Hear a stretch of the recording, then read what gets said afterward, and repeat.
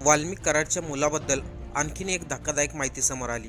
सरपंच देशमुखांची हत्या झाल्यापासून वाल्मिक कराड हा सर्वांच्या नजरेमध्ये आला। सरपंच संतोष देशमुख यांच्या हत्येचा मास्टरमाइंड कोण आहे ही संपूर्ण महाराष्ट्राला माहिती, पण आता फक्त वाल्मिक कराडचे कांडच नाहीत तर त्याच्या मुलाचे देखील तेवढेच भयंकर कांड आहेत ते समोर आले। बीडमध्ये राहून वाल्मिक कराडच्या मुलांनी सोलापूरमधील एका कुटुंबाला धमकावलंय। एवढंच नाही तर सुशील कराडने घरातील मुलीला मारहाण देखील केली। त्याचं झालं असं की जे पीडित कुटुंब आहे ते पती पत्नी आणि त्यांची 2 मुलं हे बीडच्या परळीमध्ये राहत होते। परळीमध्ये राहत असताना तो व्यक्ती सुशील कराड याच्या ट्रेडर्समध्ये काम करत होता। तिथे कामाला असताना त्या पीडित कुटुंबाने जे व्यक्तीला गरजेचं असतं ते सर्व घेतलं होतं, जसं की गाडी, घर, तसेच 2 बलकर देखील घेतले होते।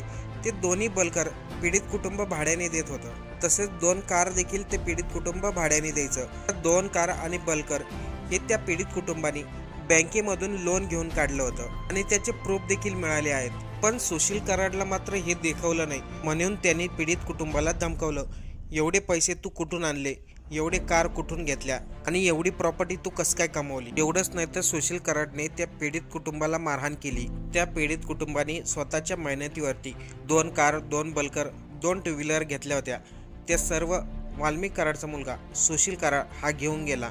एवढंच नाही तर त्याची कागदपत्र देखील तो आपल्याबरोबर घेऊन गेला।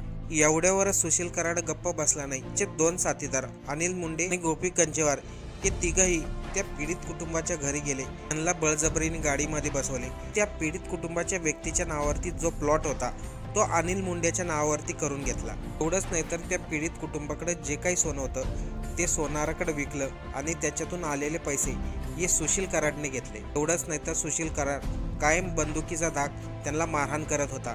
त्यामुळे पीडित कुटुंबाने सुशील कराडचं वडील वाल्मिक कराडला सांगितले, पण वाल्मिक कराड म्हणला आपण त्याबद्दल बघू सांगू। त्या पीडित कुटुंबाच्या जीवाला भीती होती, म्हणून ते संपूर्ण कुटुंब सोलापूरला निघून गेलं। सोलापूरला राहायला गेल्यानंतर देखील त्या पीडित कुटुंबाला सुशील कराड आणि त्याचे 2 साथीदार शिवीगाळ करायचे आणि घाणघाण बोलायचे। त्यामुळे पीडित महिलांनी सोलापूरच्या पोलीस स्टेशनमध्ये सुनील कराडबद्दल तक्रार दाखल करायला गेली, परंतु तिथं पोलिसांनी तक्रार नोंदवून घेतली नाही। त्यानंतर ती पीडित महिला CP ऑफिसला गेली, तिथं देखील तिची तक्रार नोंदवून घेतली नाही।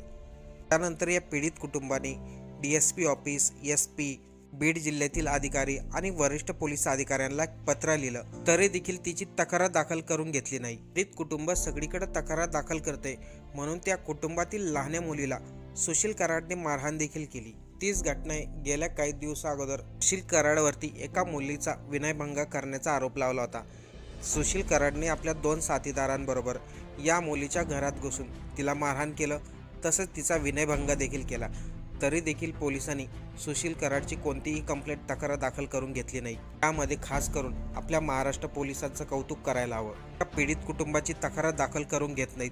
नाविलाजाने ते पीडित कुटुंब सत्र न्यायालयामध्ये गेले, तिथे कंप्लेंट केली आणि त्यानंतर मात्र सुशील कराड विरुद्ध गुन्हा दाखल करण्यात आला। जे या घटनेवरून विचार करा मित्रांनो, महाराष्ट्रात किंवा बीडमध्ये किती दहशत आहे। त्याच्याबद्दल पोलिसही बोलायला तयार होत नाहीत। हा ते पीडित कुटुंबाचे वकील काय म्हणाले? सुशील वाल्मिक कराड व त्याचे 2 साथीदार अनिल मुंडे आणि गोपी गुंजेवार या तिघांनी यातील पीडित महिलेचा पती जो सुशील कराड याच्याकडे कामाच होता। सुशील कराड हा त्यास कायम म्हणायचा की तू एवढे पैसे कसे काय कमवला, तुझ्याकडे 2 बलकर गाड्या कशा काय आल्या, 2 कार कसे काय, असे म्हणून कायम मारहाण करत होता। त्यानंतर या तिघांनी त्याचं राहतं घर जे होतं म्हणजे घर जागा जी होती ते अनिल मुंडे याच्या नावावर करून घेतली। त्याच्या 2 बलकर ट्रक, 2 कार यांच्या गाड्यांचा ताबा, त्याच्या चाव्या, तसेच गाडीची कागदपत्रे हे त्याने स्वतःकडे ठेवले।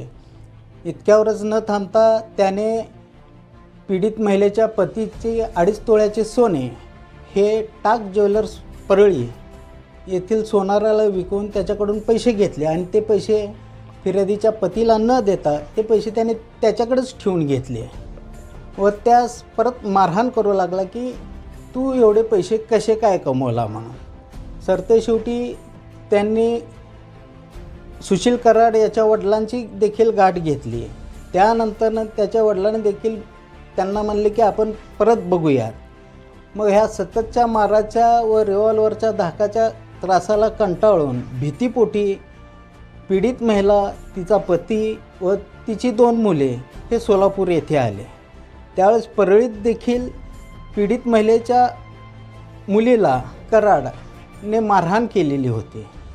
तसेच सोलापूर येथे आल्यावर पीडित जी महिला होती तीच फोनवर बोलून अश्लील शिवीगाळ केली. तसेच त्या पीडित महिलेने MIDC police Thane Solapur, CP office Solapur येथे तक्रार वजा फिर्याद लेखी दिली होती. परंतु MIDC police Thane Solapur, CP office Solapur यांनी त्या तक्रारी अर्जाची कोणतीही दखल घेतली नाही. सरतेशेवटी त्या महिलेने MIDC police station, CP office Solapur तसेच SP ऑफिस बीड यांना RPADने तक्रार पाठवली आणि त्या तक्रारी अर्जासोबत गाड्याचे सध्याचे लोकेशन कुठे आहे हे देखील पाठवलेलं होतं. तरी देखील कोणत्याही अधिकाऱ्याने तिची दखल घेतली नाही. सरतेशेवटी पीडित महिलेने सोलापूर जिल्हा व सत्र न्यायालयात तक्रारी अर्ज दाखल केला. त्यावर न्यायालयाने आरोपीचे म्हणणे मागवल्यानंतर आज रोजी चौकशीसाठी तारीख नेमली होती. परंतु आरोपीचे वकील नसल्यामुळे सदर प्रकरणास 13 जानेवारी ही तारीख देण्यात आली.